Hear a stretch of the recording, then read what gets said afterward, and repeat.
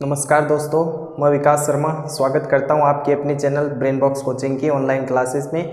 तो पिछले कुछ दिनों से हम प्रकाश का परावर्तन पढ़ रहे हैं, जिसकी आज अंतिम क्लास है। वो है गोलीय दर्पण के उपयोग पढ़ने वाले हैं हम आज।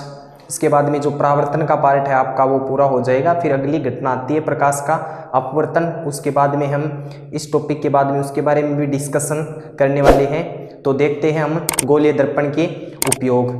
तो सबसे पहले हम देखेंगे गोलीय दर्पण में इसका एक पार्ट है। कौन सा गोलीय दर्पण है? वो दो प्रकार के होते हैं, एक तो अवतल दर्पण और दूसरा कौन सा होता है? उत्तल दर्पण। ठीक है, तो अवतल दर्पण का उपयोग हमने सबसे पहला उपयोग लिखा है कि खगोलीय दूरदर्शी में अभिदर्शक के रूप में। खगोलीय दूरदर्शी कौन सी होती है?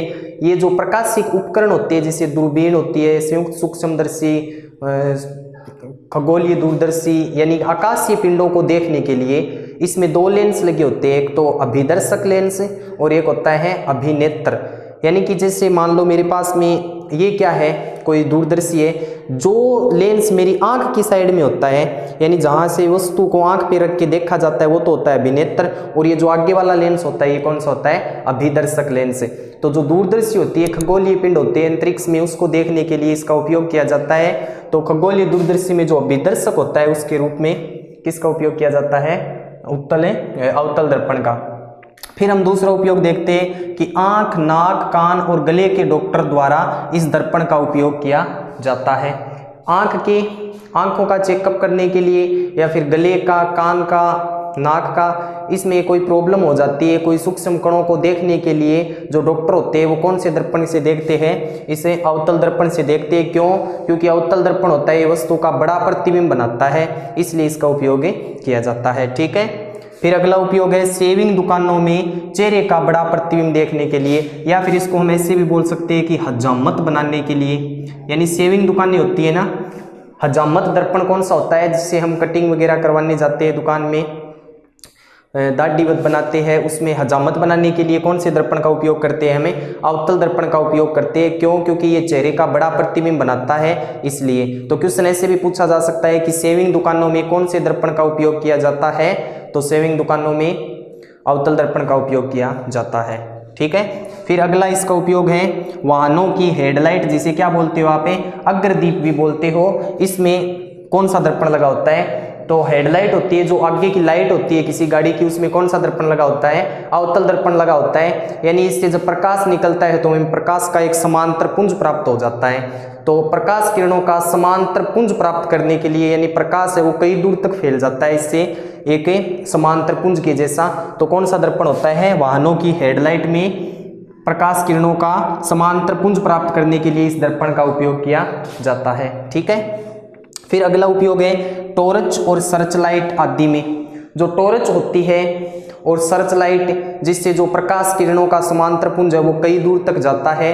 किसी चीज को सर्च करने के लिए जो टॉर्च होती है, टॉर्च या फिर इसको आप सर्च लाइट भी बोल सकते हो। सर्च लाइट थोड़ी सी अलग होती है इससे, यानी इसका प्रकाश का जो पुंज है वो काफी लंबी दूरी तय करता है, कई दूर तक देखा जा सकता है इससे।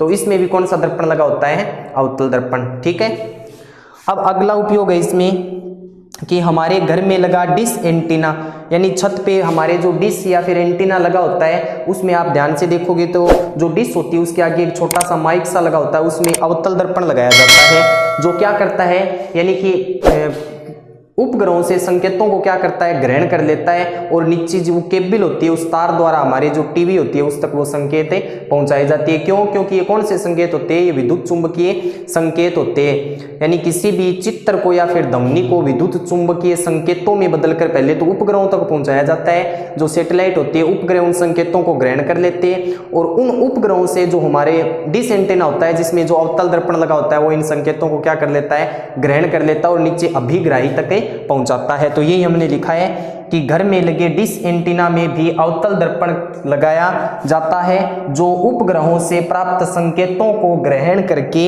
अभिग्राही तक पहुंचाता है। तो ये हो गए आपके अवतल दर्पण के उपयोग। ठीक है, अब हम देख लेते हैं कि उत्तल दर्पण के उपयोग। तो उत्तल दर्पण का उपयोग जो सजावटी सामान बनाने में होता है, इसका पहला उपयोग हम देखते हैं कि किसी प्रकार का कोई सजावटी सामान, जैसे कोई खिलौने होते हैं, इलेक्ट्रॉनिक्स जो टॉयज होते हैं, उनमें छोटे छोटे कुछ कांच के टुकड़े से लगाए जाते हैं, वो कौन से दर्पण होते हैं? उत्तल दर्पण होते हैं। तो ये कोई विशेष उपयोग नहीं है। फिर अगला है स्ट्रीट लाइटों में। रात में हम किसी हाईवे पर या फिर रोड पे चलते हैं तो हम देखते हैं कि जो रोड होती है उसके साइड में या फिर मिड में जो डिवाइडर होता है उस पे खंबे लगे होते हैं, उस पे जो लाइट लगी होती है उस लाइट में कौन सा दर्पण लगाया जाता है? उत्तल दर्पण। अब इसमें उत्तल दर्पण क्यों लगाते हैं? क्योंकि उत्तल दर्पण होता है ये प्रकाश को क्या कर देता है? फैला देता है, यानी प्रकाश किरणों को फैलाता है, ताकि ये जो रोड पे हमने स्ट्रीट लाइटों में दर्पण लगा दिया उत्तल दर्पण, इससे जो प्रकाश निकलेगा वो पूरी रोड पे क्या कर देगा? प्रकाश को फैला देगा, जिससे जो दृश्य है वो आसानी से देख सकते हैं और दुर्घटना से बच सकते हैं। ठीक है, तो स्ट्रीट लाइट जो गलियों में लाइट होती है उसमें। इसके अलावा इस दर्पण का उपयोग किया जाता है जो वाहन होते हैं उसके साइड में जो मिरर लगा होता है, साइड मिरर जिसे बोलते हैं, उसमें वाहनों का पीछे का दृश्य देखने के लिए इस दर्पण का उपयोग किया जाता है। तो सबसे इंपॉर्टेंट यही है कि वाहनों का पश्च दृश्य देखने के लिए कौन से दर्पण का उपयोग किया जाता है? तो वाहनों का पश्च दृश्य देखने के लिए उत्तल दर्पण का उपयोग करते हैं। अब उत्तल दर्पण का ही उपयोग क्यों करते हैं? कई बार ऐसे ही पूछ लिया जाता है, क्योंकि उत्तल दर्पण होता है ये आपको पता है कि वस्तु का प्रतिबिंब एक तो सीधा बनाता है और एक छोटा बनाता है। ये हमने इमेज फॉर्मेशन में देख लिया था कि गोलीय दर्पण से प्रतिबिंब कैसे बनते हैं, जिसमें उत्तल दर्पण से हमने प्रतिबिंब बनाए थे। तो इसकी दो कंडीशन ली थी हमने, जब प्रतिबिंब बना था एक तो सीधा और एक प्रतिबिंब कैसा बना था? हमारा छोटा बन रहा था। तो साइड मिरर होता है, उसमें जब हम देखते हैं तो जो वाहन होते हैं उसका प्रतिबिंब साइड में जो दर्पण लगा होता है उसमें एक तो छोटा दिखता है। इसके अलावा जो उत्तल दर्पण है वो कई दूर तक प्रतिबिंब वस्तु को देख सकता है, यानी इसका दृष्टि क्षेत्र क्या होता है? अधिक होता है। हमने भी लिख भी दिया है कि इसका दृष्टि क्षेत्र अधिक होता है, यानी कई दूर तक के जो वाहन है वो इसमें आसानी से देख सकते हैं। और जो प्रतिबिंब होता है वो इस दर्पण में कैसा बनता है? छोटा बनता है। इसलिए जो ड्राइवर होता है वो वाहनों को आसानी से देख सकता है और उसको साइड दे देता है और दुर्घटना से बचा जा सकता है। ठीक है, इसके अलावा इसका एक इम्पोर्टेंट उपयोग और है कि वर्तमान में जो नई एटीएम मशीनें हैं, एटीएम जो पैसे निकालने वाले होते हैं उस मशीनों के पास है साइड में हम देखते हैं कि एक तो लेफ्ट साइड में और राइट साइड में दो छोटे छोटे दर्पण लगे होते हैं। वो कौन से दर्पण होते हैं? ये उत्तल दर्पण ही होते हैं, ताकि हम जब पैसे निकाल रहे होते हैं और अपने पिन नंबर को एटीएम में टाइप करते हैं तो अगर पीछे से कोई देख रहा है, मेरी कोई जासूसी कर रहा है, तो उस दर्पण में उसका चेहरा हमें दिखाई देता है। यानी कि सुरक्षा की दृष्टि से एटीएम में कौन से दर्पण लगाए जाते हैं? उत्तल दर्पण लगाए जाते हैं सुरक्षा की दृष्टि से, ताकि जासूसी से बचा जा सकता है। तो आज तक की जो क्लास थी उसमें प्रकाश का जो परावर्तन है वो आपका कंप्लीट हो गया है, जिसका मैंने आपको पहले ही बताया था कि लेवल था वो रखा गया था क्लास 6 से लेके क्लास 12 तक। अब क्लास 6 में प्रकाश का जो थोड़ा सा पार्ट चलता है उसमें नॉर्मल बातें इस क्लास में आपको मिल जाएगी आज तक की क्लास में।